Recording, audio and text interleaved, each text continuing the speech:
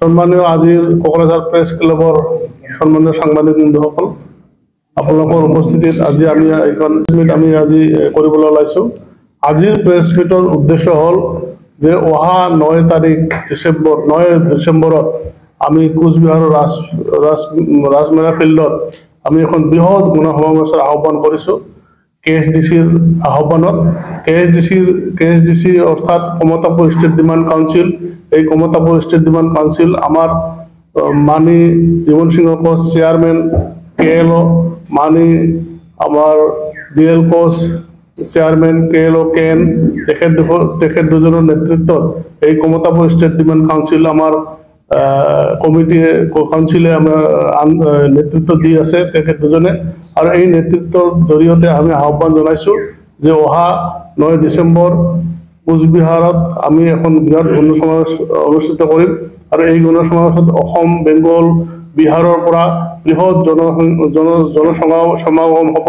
এই জনসমাৱেশত আমি আমাৰ ৰাইজক আবাল বৃদ্ধ বনিতা তথা ধৰ্ম বৰ্ণ নিৰ্বিশেষে সকলো ৰাইজক উপস্থিত থকাৰ কাৰণে আজিৰ এই প্ৰেছ মেল জৰিয়তে আমি আহ্বান জনাইছো।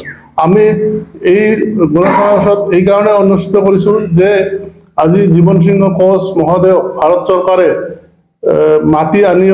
মাতি আনাৰ পাছতো আজি অসমৰ মুখ্যমন্ত্ৰী দুবাৰকৈ কথা কোৱাৰ পিছতো আজি 7বাৰকৈ উচ্চ স্তৰীয় ভাৰতৰ প্ৰতিনিধিৰ জৰিয়তে আলোচনা হোৱাৰ পিছতো এতিয়ালৈকে শান্তি চুক্তি কিয় হোৱা নাই। এই শান্তি চুক্তি নোহোৱাৰ কাৰণে, ডিলে হোৱাৰ কাৰণে আমি আজি জনজাগৰণ সৃষ্টি কৰিছো, জনজাগৰণ সৃষ্টি কৰিম।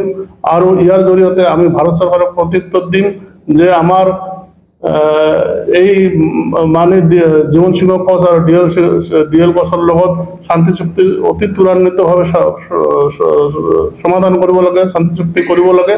আৰু শান্তি চুক্তিৰ জৰিয়তে এটা সন্মানজনক সমাধান কৰিব লাগে। এই কাৰণে যে আমি আজি জীবন সিংহ কোচ আৰু DL কোচে তেওঁলোকে আমাৰ জনগণৰ দাবী, আমাৰ এই কোচ কমতাপুৰৰ জনগণৰ দাবী, কমতাপুৰৰ দাবী তেওঁলোকে উত্থাপন কৰিছে। এই দাবীত তেওঁলোকে সশস্ত্ৰ আন্দোলন কৰিছিল। এই দাবীত তেওঁলোকে আজি শান্তি আলোচনা কৰি আহিছে। আমাক কমতাপুৰ ৰাজ্যখন পুনৰ ঘূৰাই দিব লাগে। আমাৰ কোচ ৰাজবংশীসকলক জনগোষ্ঠীৰ তালিকাত অন্তৰ্ভুক্ত কৰিব লাগে। আমাৰ কমতাপুৰী ভাষাক আমাৰ ভাৰতীয় সংবিধানৰ 8ম সূচীত অন্তৰ্ভুক্ত কৰিব লাগে। আৰু লগতে KLOৰ যিখিনি মানে সদস্যৰ কেছ বা অন্যান্য গোচৰ আদি আছে এইবিলাক জেনেৰেল এমনেষ্টি দিব লাগে। আৰু KLOৰ যিখিনি সদস্য আছে সকলোকে পুনৰ সংস্থান দিব লাগে। এই দাবীত আমি KLOৰ চেয়াৰমেনত আমাৰ শান্তি আলোচনা প্ৰক্ৰিয়া ত্বৰান্বিত কৰিব লাগে। ভাৰত চৰকাৰে এই শান্তি আলোচনা অনুষ্ঠিত কৰিব লাগে।